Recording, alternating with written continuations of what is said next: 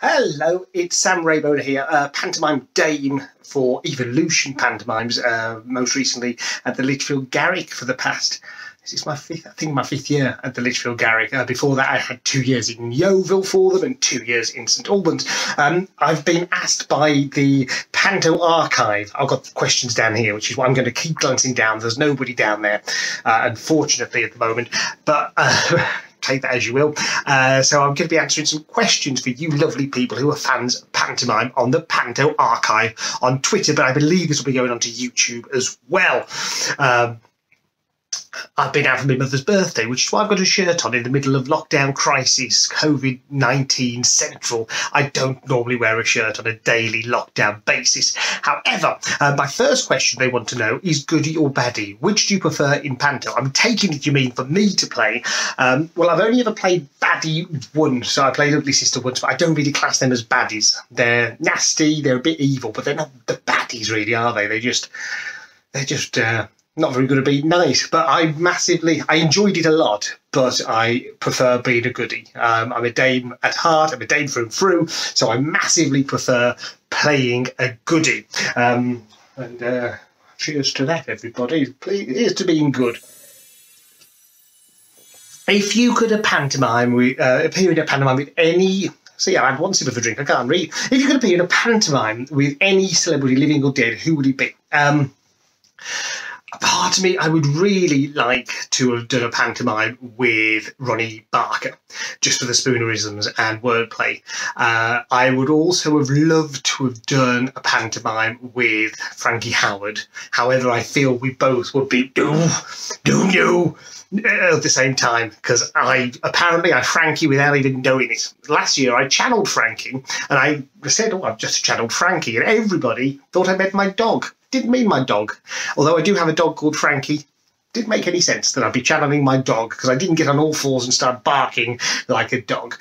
But I think living celebrity right now, if I could do a pantomime with Dame Edna Everage, that would make my world. I'd love to work with Dame Edna. That would be a great little tick off the old bucket list. Prior to the dreadful outbreak of COVID-19, did you have plans already in place for 2021? Well, technically, yes, I still do have plans in place for 2021 season. I've been asked to return to the Lichfield Garrick and do Peter Pan there. Whether they'll still do Peter Pan, I don't know, because a lot of shows have been pulling their Peter Pans because it's a lot going on. I mean, you've got a lot of kids, you've got flying. But yes, I'm meant to be doing Panto at the Lichfield Garrick. As far as I know at the moment, we are still going ahead. So that's all I know. So at the moment, my plans haven't really been affected that much.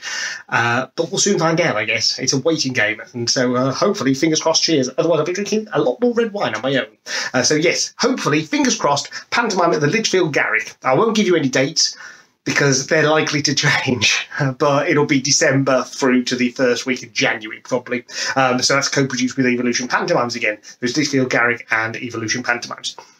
I'm going to take a swig.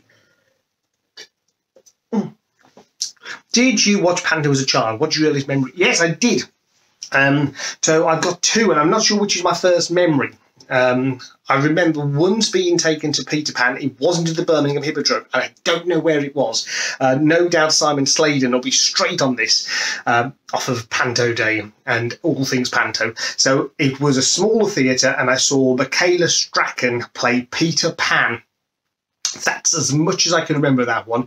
And the other one I saw was at the Birmingham Hippodrome, and I've got massive memory, and I think, I'm fairly confident I'm right with this one, I think it was Nigel Ellicott and Peter Robbins, and I think they were still doing a scene where Nigel would lose his wig, and he had a ball cap on, but I didn't realise it was a ball cap, and I thought he'd shaved his head purely for that moment. Or did I mean, I didn't know he was a cod, but I thought he'd shaved his head just to wear the wigs and things, so that was dedication for me there. However, I now believe it was a baldy cap and not head shaving. There was also somebody else in that pantomime who we're not allowed to talk about. But we move on, because again, Simon Slater will know exactly who was in that pantomime and why we can't talk about him. Have you ever worked with anyone in Panto who you did not enjoy performing with? Maybe a diva or someone just doing it for the money? Well, they always say that's the case. and you haven't, and it's probably you. But no, I hope that it's not me, because I do it because I pigging love it. But no, I haven't. I've been so lucky that Paul and Emily at Evolution choose the nicest people to work with. And before that, David Leopantoni, he just chose such nice people. I was lucky enough to work with Jimmy Cricket, who was he was old school nice. He was so good to us. I remember Mrs. Cricket came in on our last but one night and threw us a big party that he provided. Mrs. Cricket had been at home cooking it all day. And I also worked with Steve Hewison, a Windass from Coronation Street, and also he's in the Full Monty. He was amazing. He taught me so much about clowning. I loved working with Steve. And then with Paul and Emily of Evolution, I had the privilege to work with Sean Williamson, Fat Barry from EastEnders, who again was a joy to work with. Gareth Gates, again, couldn't ask for somebody nicer. And then all the CBeebies people are up there with, they're too nice. There's something wrong. I don't know how anybody can be that nice all the time. But Mr. Maker was such a nice man. Andy Day, Rebecca Keatley, Kat, Katrina. They're all the nicest people in the world. It must be exhausting being that nice all the time.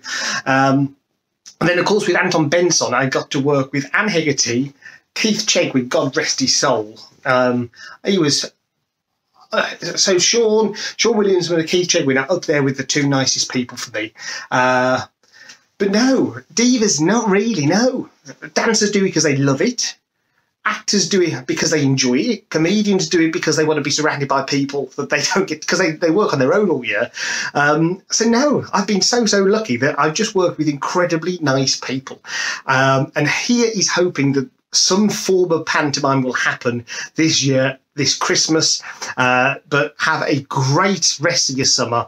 Good health to you all, and Merry Christmas if I don't see you before. Chin chin up your bum. I don't think I should say that, but chin chin anyway.